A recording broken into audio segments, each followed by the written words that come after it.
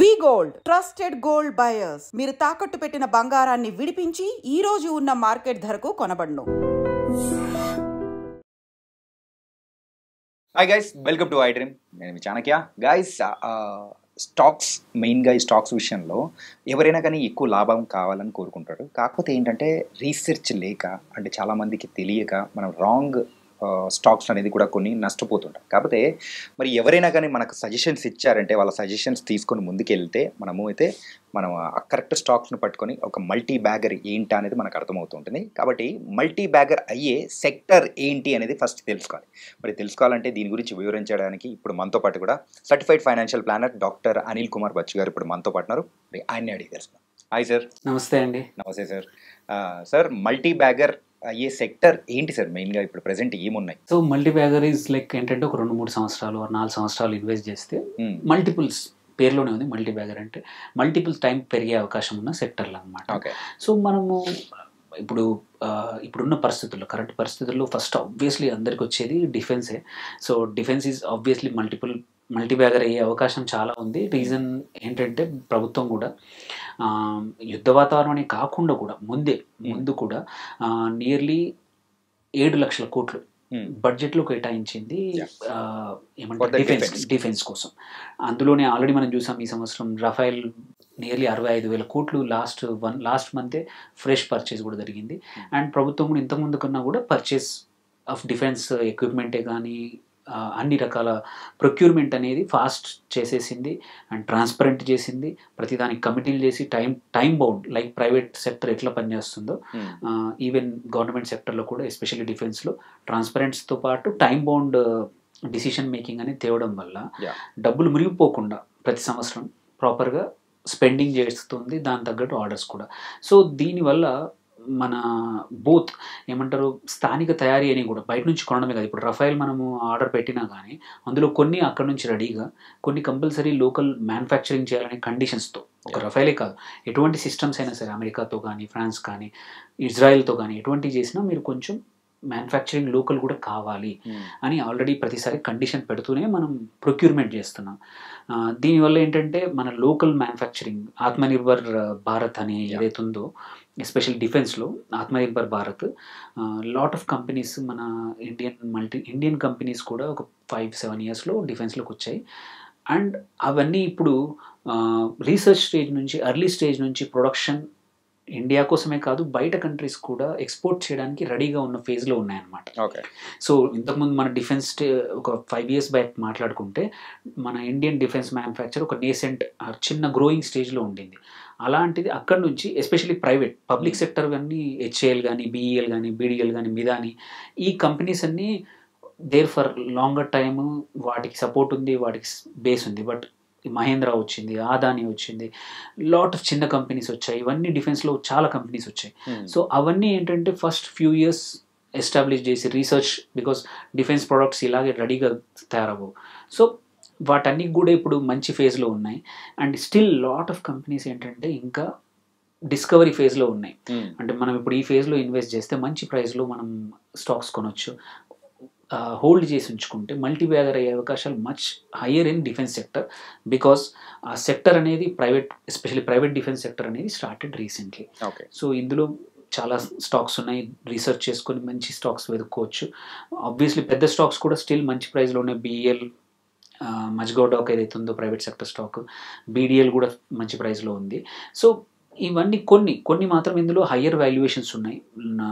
నేను చెప్పిన public sector especially stocks, because they are there for long, వీటి దగ్గర కొంచెం జాగ్రత్త పడి ఎక్కువగా పొజిషన్ తీసుకోకుండా, బట్ చిన్న కంపెనీస్ చాలా ఉన్నాయన్నమాట, వాటి మీద తీసుకోవచ్చు. స్వల్పకాలికంగా ఈ యుద్ధం వల్ల కొంచెం అప్స్ అండ్ డౌన్ ఉండొచ్చు కానీ బట్ దీస్ ఆర్ ప్యూర్లీ మంచిగా ఉన్న అవకాశం.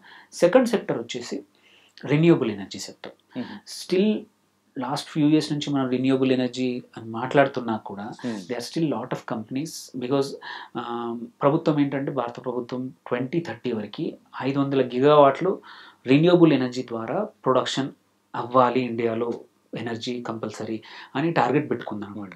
సో దానికి ఇంకా మనం ఇంకా టైం ఉంది రీచ్ అవ్వడానికి. అండ్ బడ్జెట్లో కూడా నియర్లీ 20,000 కోట్లు కేటాయించింది మన రిన్యూవబుల్ ఎనర్జీకి. అందులో 7,000 కోట్లు రూఫ్ టాప్ సోలార్ ఇచ్చిందనమాట దానికి. సో అది ఆల్రెడీ అగ్రెసివ్గా అన్ని కంపెనీస్ అగ్రెసివ్గా ప్రమోట్ చేస్తూ ఉన్నాయి, మార్కెట్ షేర్ పెంచుకుంటూ ఉన్నాయి. సో అందుకే ఇంకా రెన్యూబుల్ ఎనర్జీలో కూడా మనకి స్కోప్ ఉంది, మల్టీ బ్యాగర్ అయ్యే అవకాశాలు చాలా స్టాక్స్ ఉన్నాయి. అంటే మెయిన్గా ఈ సోలార్ విషయానికి వచ్చేటప్పటికి ఇయర్ బై ఇయర్ దానికి సంబంధించిన స్టాక్స్ కానీ ఆ వాల్యుయేషన్ అనేది కానీ పెరుగుతూ వెళ్తూనే ఉంది కదా సార్. అవును. సో రీజన్ అదే, మన అడాప్షన్ పెరిగిపోతూ ఉంది ఇన్ని రోజుల కన్నా. అండ్ ప్రభుత్వం కూడా ఎంకరేజ్ చేయడానికి రూఫ్ టాప్ సోలార్ మీద ఒక పాలసీ తీసుకొచ్చి లాస్ట్ ఇయర్ ఇంకా అంటే మచ్ మోర్ పాపులరైజ్ చేసి, ఇంతకుముందు ఉండింది బట్ దానికి అంత ఇంపార్టెన్స్ ఇవ్వలేదు. ఏకంగా నియర్లీ $1 బిలియన్ 7,000 కోట్లు ఈ స్కీమ్ కోసం గవర్నమెంట్ అంటే సబ్సిడీ రూపంలో ఈ కంపెనీస్కి ఇవ్వబోతుంది అనమాట, స్పెండ్ చేస్తుంది. సో ఎవరైతే మన ఇంటి పైన పెట్టాలనుకుంటే మనం కొంచెం డబ్బులు పెడితే గవర్నమెంట్ సబ్సిడీతో సోలార్ ఎవరైతే ఇన్స్టాలర్ ఉంటారో వాళ్ళు ఇన్స్టాల్ చేస్తారు. సో ఈ క్లెయిమ్ అనేది అక్కడ నుంచి చేసుకోవచ్చు. ఇన్స్టాల్ చేశాక గవర్నమెంట్ పోర్షన్ సబ్సిడీ రూపం కంపెనీస్కి ఇస్తుంది అనమాట. దానివల్ల చాలా కంపెనీస్ ఈ సెక్టర్లో వచ్చాయి. సో ఇంకా సో స్టాక్స్ కూడా అట్లాగే మల్టీ బ్యాగర్ అయ్యే అవకాశాలు చాలా ఉన్నాయన్నమాట. సో ఇందులో వచ్చేసి టాటా పవర్ కానీ మళ్ళీ సోలార్లో ఉంది, అది విండ్లో ఉంది, అండ్ హైడ్రోజన్ ప్రాజెక్ట్స్లో కూడా ఉంది. ఇంకొక sector green energy with in the renewables, దాన్ని కూడా ఎంకరేజ్ చేస్తుంది ప్రభుత్వం. ఎస్పెషల్లీ మనం ట్రాన్స్పోర్ట్ మినిస్టర్ కూడా చూసుకుంటే నితిన్ గడ్కరీ కూడా గ్రీన్ ఎనర్జీ మన హైడ్రోజన్తో బస్సులు కానీ హైడ్రోజన్తో వెహికల్స్ నడపాలని ఈజ్ ప్రమోటింగ్. సో అందులో ఆల్రెడీ టాటా పవర్ కూడా ఉంది, అదాని గ్రీన్ ఎనర్జీ పెరిగింది, ఇంకా స్టిల్ స్కోప్ ఉన్న కంపెనీ. మళ్ళీ ఎస్పెషల్లీ సోలార్లో మనం చూస్తే వాటికి ప్యానెల్స్ అవసరం. సో ఆ ప్యానెల్స్లో కూడా బోరోసిల్ రిన్యూబుల్ సోలార్ గ్లాస్ అనమాట. So one of the good stock, still we can enter that stock అనమాట. కొంచెం యాక్చువల్లీ ఏంటంటే మధ్యలో కొంచెం భయాలు ఉండేవి, బట్ ఏంటంటే సోలార్ ఎస్పెషల్లీ సోలార్ ఎక్విప్మెంట్ పైన చైనీస్ వాటిపైన డంపింగ్ మళ్ళీ టారిఫ్స్ ఎక్కువగా వేశారు multiple countries, especially US. So అదొక మనకు అడ్వాంటేజ్ అనమాట మన Indian companies. Waaree Energies, so Waaree's already last year బాగానే పర్ఫామ్ చేసింది and still they have a huge scope because exports కూడా చేయొచ్చు. నాట్ జస్ట్ ఇండియన్ డొమెస్టిక్ మార్కెటే బట్ యూఎస్ కూడా, బికాస్ చైనా మీద టారిఫ్స్ వేయడం వల్ల చైనీస్ ఎక్స్పోర్ట్స్ పైన నౌ వీ బికేమ్ అంటే కాంపిటేటివ్ అయ్యామన్నమాట ఇండియన్ కంపెనీస్ కూడా. ఇన్ని రోజులు మనమే ప్రొడక్షన్ చేసుకోవాల్సిన సిచ్యువేషన్ నుంచి ఎక్స్పోర్ట్ సిచ్యువేషన్కి రాబోతున్నాము. This a good sign. Lot of companies ఏవైతే సోలార్లో మ్యానుఫ్యాక్చరింగ్ సెక్టర్లో ఉన్నాయో దే విల్ బెనిఫిట్ ఈ సంవత్సరం కంపల్సరీ. అంటిల్ ఆ చైనీస్ టారిఫ్స్ తీసేంత వరకు వీఆర్ నౌ కాంపిటేటివ్ అనమాట. Same thing happened in textile sector, now సోలార్లో కూడా అవుతుంది. ఈ రెండు కాకుండా ఒక లాస్ట్ ఇంపార్టెంట్ సెక్టర్ చాలామంది మంచి మల్టీ బ్యాగర్ అయ్యేది ఏంటంటే సిడిఎంఓ సెక్టర్ వచ్చేసి కాంట్రాక్ట్ మ్యానుఫ్యాక్చరింగ్ కంపెనీస్ అనమాట, ఎస్పెషల్లీ ఫార్మా సెక్టర్లో. సో ఇందులో ఏంటంటే దీస్ కంపెనీస్ సిడిఎంఓ స్టాక్స్ ఏవైతే కంపెనీస్ ఏవైతే ఉన్నాయో దే టేక్ కాంట్రాక్ట్ రీసెర్చ్, మొత్తం రీసెర్చ్ మ్యానుఫ్యాక్చరింగ్ ఆపరేషన్స్ మొత్తం ఇండియాలో అంటే take main pharma companies, let's American companies అనుకోండి, యుఎస్ యూకే కానీ కంపెనీస్ యొక్క ఈ మొత్తం బ్యాక్ ఎండ్ అంతా వీళ్ళు తీసుకొని వీళ్ళు డెవలప్ చేస్తారన్నమాట కాంట్రాక్ట్ రీసెర్చ్. ఇక్కడ క్వైట్ అ ఫ్యూ కంపెనీస్ ఉన్నాయి మనకి ఏవైతే ఈ సిడిఎంఓ సెక్టర్లో.